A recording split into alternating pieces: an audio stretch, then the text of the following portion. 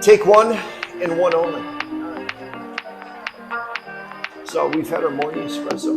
Yes, we have. Or two.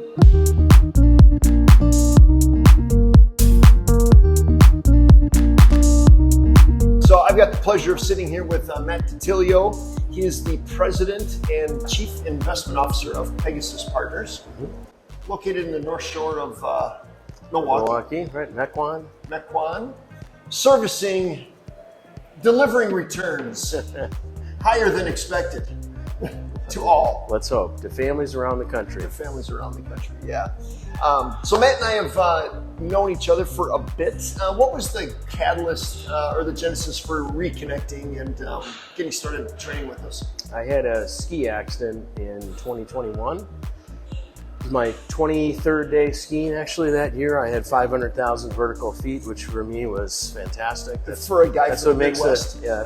That's what makes a good year. Yeah. And unfortunately, the last day, last one of the season, I got cut off by a skier and hit a tree. Yeah. And I had some head trauma. I had my helmet was cracked in half. I had a concussion. I had a moderate brain bleed for the first, call it 30 minutes after the crash. Broke 8 ribs, 5 in the front, 3 in the back, and had a couple of chips on the spine. And I found that, after the initial recovery of kind of going through the work to get rid of the dizziness and the other factors that come along with concussion or a head injury, that my muscles weren't firing the right way. And I had a friend at work who had come to PMPG for quite some time, and she's actually a yoga instructor herself. So right. For her to give this recommendation meant a lot to me. Yeah. And she said, you need to go see Pete at PMPG and he can start working on you with activations. And I didn't know what an activation meant. So I had some time to think about that. I came in for, I believe, 3 or 4 sessions. Yeah. We thought it might be 1 or 2. It ended up being 3 or 4.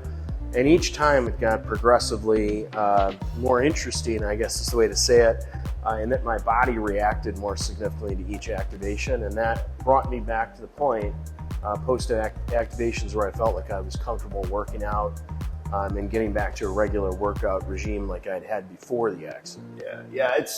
The activation process can be quite fascinating at times.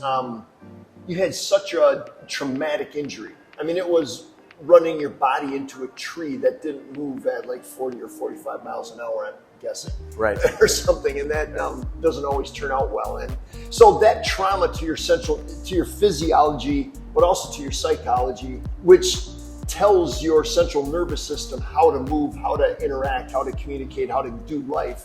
The activation I don't fully understand how it works, to be perfectly honest, but it can reset your body's neural firing patterns, and that is certainly what we saw with you.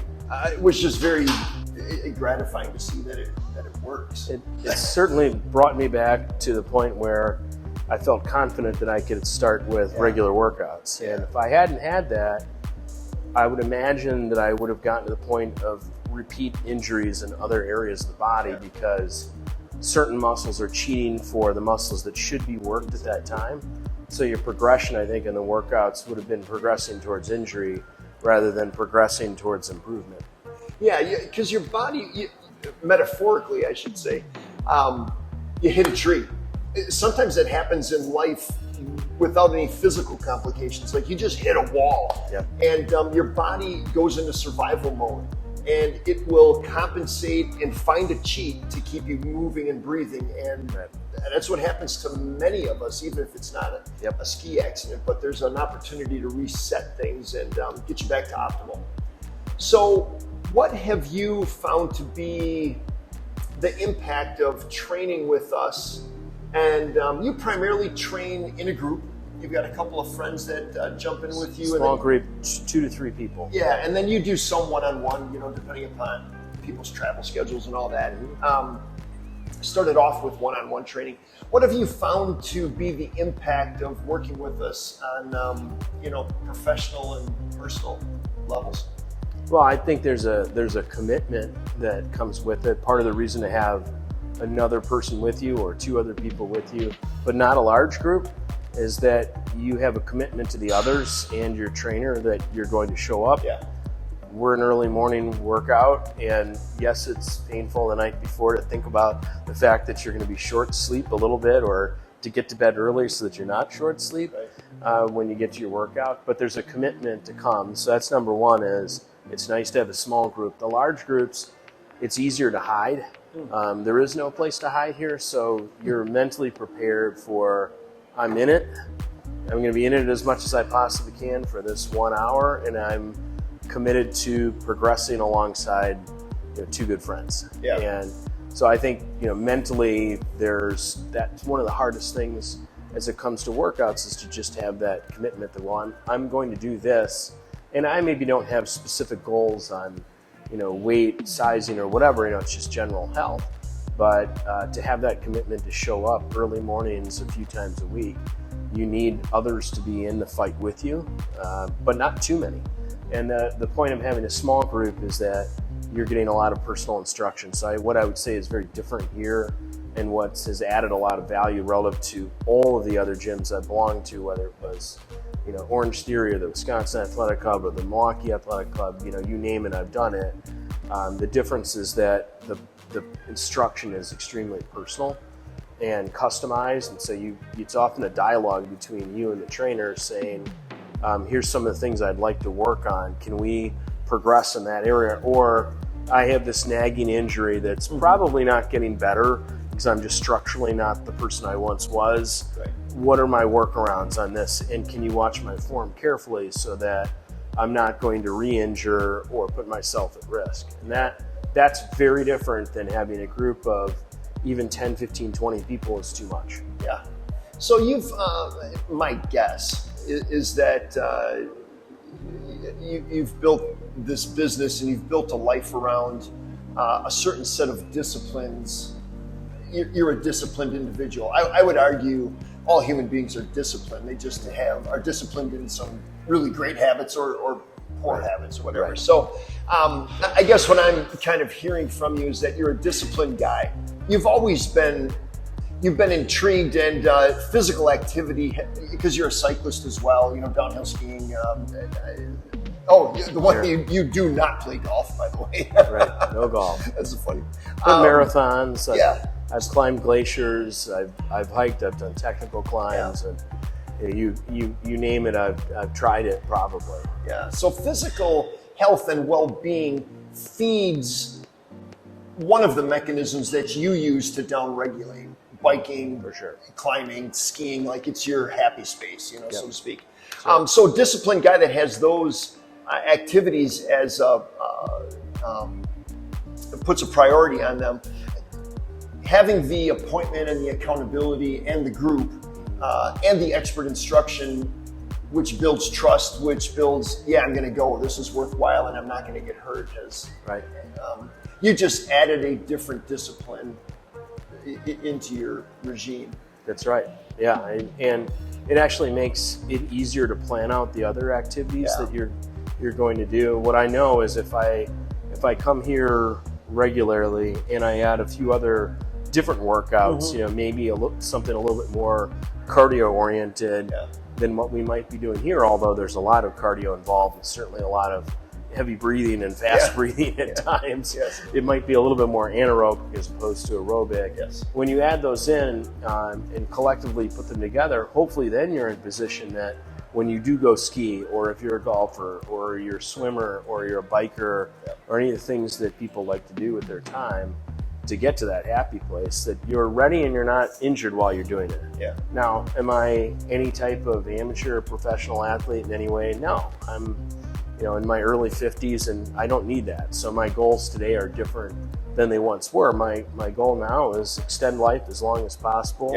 and try to improve overall health, and that includes mental health.